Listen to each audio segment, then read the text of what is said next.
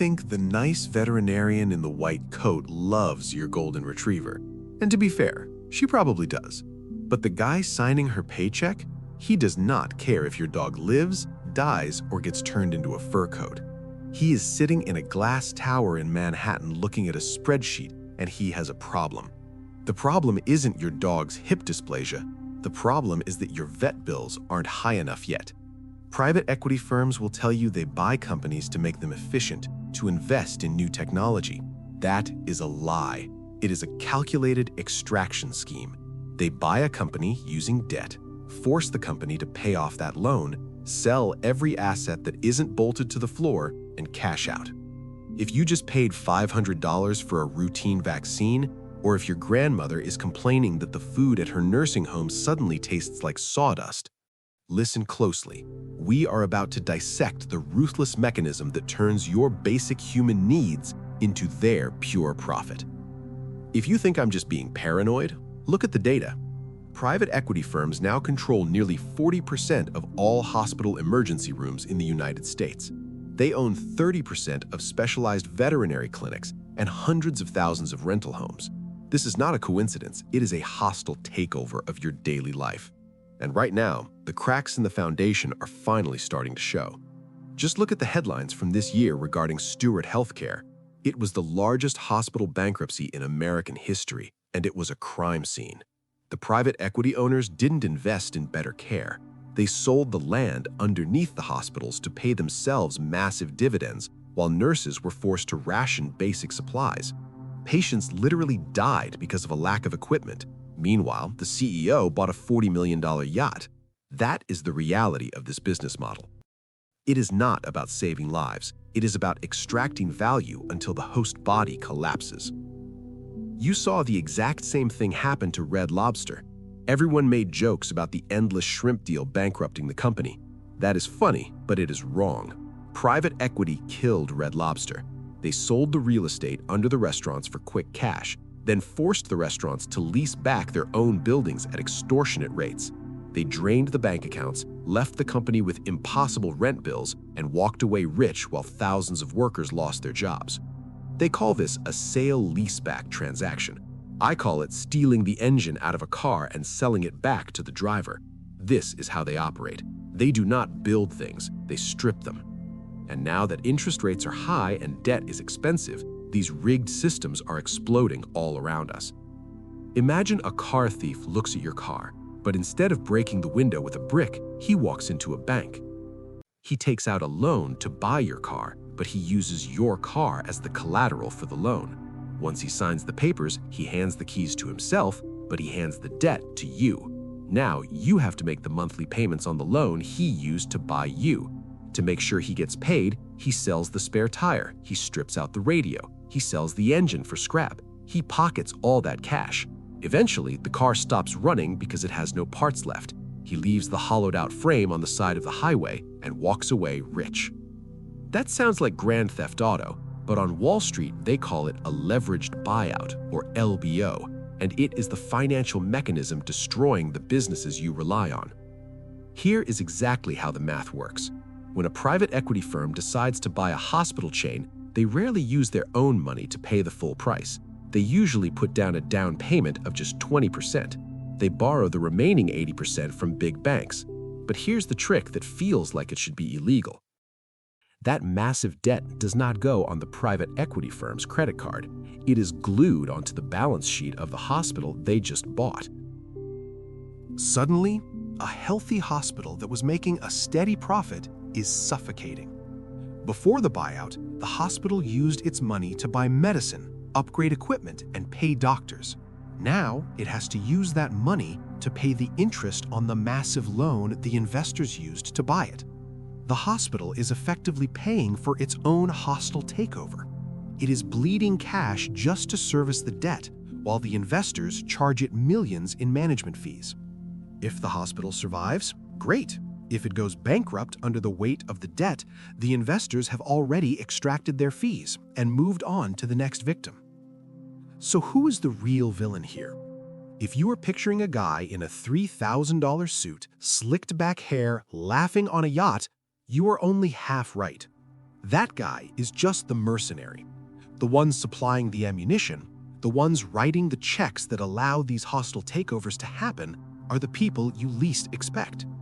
It is the firefighter down the street. It is your child's third-grade teacher. It is the retired union worker. This is the twist that makes this entire system so nauseating. The biggest investors in private equity are pension funds.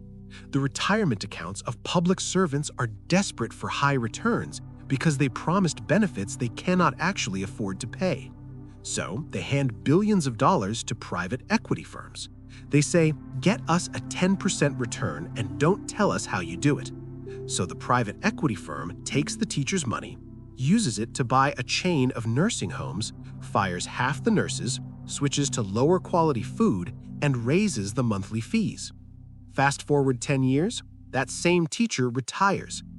She moves into that same nursing home. She is now suffering from neglect in a facility that her own money helped destroy. It is a cannibalistic loop. We are literally funding the destruction of our own safety nets.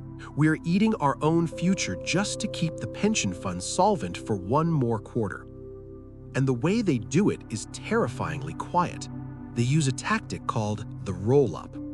In the old days, a monopoly was obvious. It was Standard Oil. It was huge. Now, monopolies are invisible. Private equity firms go into a town and buy up 50 independent veterinary clinics, or dental practices, or auto body shops. But here's the genius part. They do not change the sign out front. They leave the old name. They leave the picture of the original founder in the lobby. You think you were taking your cat to Dr. Smith's independent clinic. You think you are supporting a local business owner. You aren't. You are walking into a corporate outpost. You think you have a choice, so you leave Dr. Smith and go to Dr. Jones down the street. But guess what? They bought him too. They create a local monopoly where they can raise prices simultaneously across every location, and you have nowhere else to go. It looks like a free market on the surface, but underneath, it is a prison. The cost of this authorized looting isn't just measured in dollars. It is measured in human suffering. The data is sickeningly clear. When a private equity firm takes over a hospital, patient mortality rates increase, medical errors skyrocket, and the bills, they go through the roof. Why does this happen? Because when a finance guy talks about efficiency, he doesn't mean treating you faster. He means cutting costs. In a hospital, the biggest cost is people, so they fire the experienced nurses and replace them with fewer, cheaper staff. They switch to budget surgical supplies that break. They cut corners on cleaning services. They turn a place of healing into a factory floor where the product is your body and the goal is to process you as cheaply as possible. You are not a patient anymore. You are a cost center that needs to be minimized. So, how do you survive this? How do you know if the vampire has already been invited into your house? They try to hide it, but there are signs. If your apartment complex suddenly changes management companies overnight and the new guys are impossible to reach, that is a sign. If your favorite vet suddenly quits and the prices for a checkup double, that is a sign. If the staff at your parents' nursing home looks terrified, exhausted, and entirely new every month, run. That is the smell of private equity. Here is your protocol for the next 7 days. Stop guessing. Take out your phone. Google the name of your apartment building, your doctor's office, or your daycare center. Add the words owner, or parent company, or private equity. Dig past the About Us page that talks about family values. Find out who actually signs the checks. If you find a massive investment firm listed as the owner, you need a backup plan. Do not wait until you have a medical emergency to find out your hospital has no supplies. Start looking for the independent providers now. Find the dentist who owns his own chair. Find the landlord who actually fixes the sink himself. It might take more work to find them. They might not have a slick website, but they are the only ones left who view you as a human being and not just a line item on a distressed asset balance sheet. Private equity firms are like termites investing in a wooden house. They eat the structure of the economy from the inside out. On the surface, everything looks fine. The stock market is up, the paint is fresh, the corporate press releases look shiny. But the beams holding it all together, the hospitals, the homes, the veterinary clinics, are being hollowed out. You won't realize the damage is done until the day you lean against the wall and the roof comes crashing down on top of your head. We have allowed the financialization of absolutely everything, and that is a fatal mistake. Because there are some things in this world that should never be optimized for maximum yield. Taking care of a sick child should not be efficient, it should be compassionate. Housing the elderly should not be a high-growth sector, it should be dignified.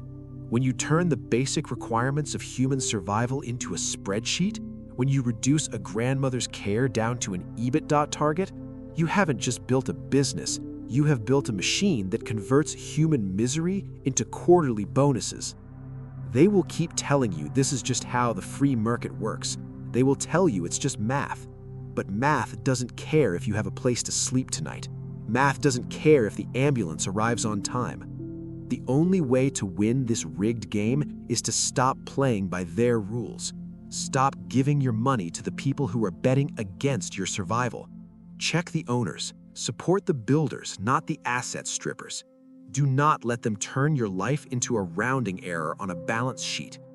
If you want to know who really owns the world around you and how to stop them from selling it out from under your feet, subscribe to the channel. Because the only thing they fear more than regulation is a victim who knows exactly how the trick works.